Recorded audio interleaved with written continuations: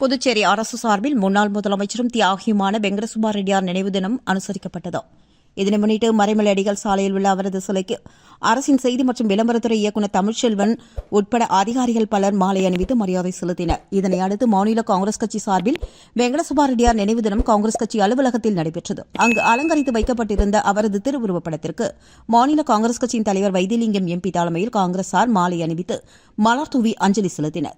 தொடர்ந்து மறைமலையடிகள் சாலையில் உள்ள வெங்கடசுப்பா ரெட்டியார் சிலைக்கு வைத்திலிங்கம் எம்பி தலைமையில் காங்கிரசார் மாலை அணிவித்தனர். இதில் முன்னாள் முதலமைச்சர் நாராயணசாமி, முன்னாள் அமைச்சர்கள் ஷாஜகான், கந்தசாமி, முன்னாள் எம்எல்ஏ நீலகங்காதரன், சீனியர் துணைத் தலைவர் தேவதாஸ், முன்னாள் துணை சபாநாயகர் பாலன் உள்ளிட்டோர் கலந்து கொண்டு மாலை அணிவித்து அஞ்சலி செலுத்தினர்.